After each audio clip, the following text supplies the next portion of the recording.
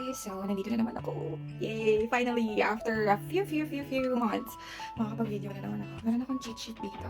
Ang topic natin ngayon is how much is our cost of living in Toronto. It was way back 2021 pa. So, ito. Bibigay lang ako ng quick list kung magkano yung cost of living namin noon. Ang binabayaran namin na rent noon sa Toronto ay $850. Small room lang siya. Tapos, exclusive lang siya actually for single person. Pero, syempre, choosy pa ba kami, di ba? Nagtitipid. Kahit, couple kami na nakiusap kami sa landlord namin na pumayag sana kahit couple kaming mag-occupy nung small room. So, thankful naman kami kasi kila Tito and Tita Lani, hello po. Yan. Thank you so much. Part po kayo na success namin. Included doon sa $850 per month ay Wi-Fi, water, heat, and yung room, yung small room. Next nun is yung phone data namin. Estimated of $150 yung binabayad namin every month ng husband ko. Under siya ng Fido, tas ako naman Freedom that time. Kaya naman ako naka-Freedom nun kasi kumuha ako ng phone na plan. At yun ang unang-unang pinagsisihan ko sa lahat. Kaya pag pupunta kayo dito sa Canada, wag muna kayo kukuha agad ng phone na kailangan nyo bayaran for the span of 2 years. Kasi, syempre, dagdag expenses yun. Sa $150 yung binabayad namin per month na sana nasa mga less than 100 for the two of us na sana yun. Kaso, dahil na temp nga ako, bumili ng phone, bagong phone, yun, umabot kami ng $150 per month. Tapos, next, yung transport bus naman, ako lang yung most of the time na gumagamit ng bus papunta sa work. $50 yun yung nagagastos ko kada buwan.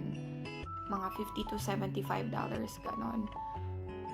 Kasi malapit lang naman yung pinag-workan ko noon. 5 bus stops lang. And in less than 15 minutes, nasa trabaho na ako. Tapos yung asawa ko naman, buti na lang, merong carpool yung pinagtrabahuhan niya. Kaya, libre yung hatid at saka pagsundo from work and bahay. Nakasave din kami sa part na yun. Simula nung dumating kami nandito sa Canada hanggang sa lumipat kami ng New Brunswick, naka 9 months din siya in total work dun sa trabaho niya noon. So, yun. Okay naman magpasahod yun. At the same time, may mga bonuses din. Bukod pala dun sa transport, hindi ako gumagastos ng transport bus papunta sa school kasi at that time, full-time yung school ko pero online lang yun. So, most of the time, nasa bahay lang talaga ako actually. Never pa nga ako nakapunta sa mismong school ko eh.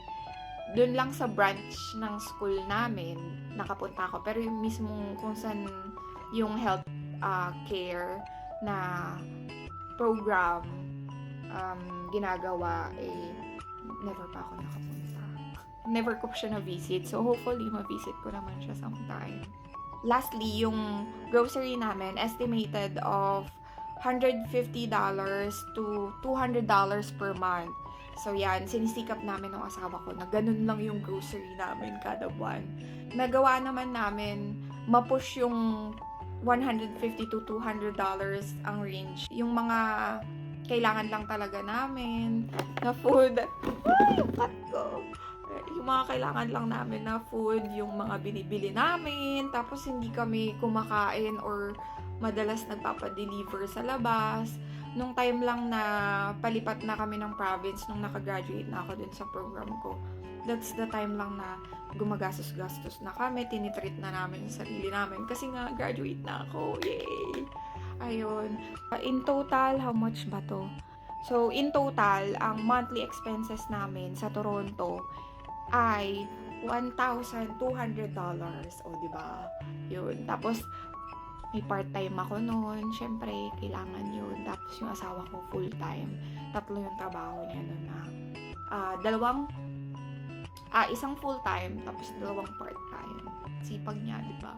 Yun, tapos, nung time na dumating din kami dito sa Canada, kami lang muna nung asawa ko, hindi muna kasama yung anak namin. Kasi mahirap. Kakakuha lang namin sa anak namin last year nung na-PR na kami.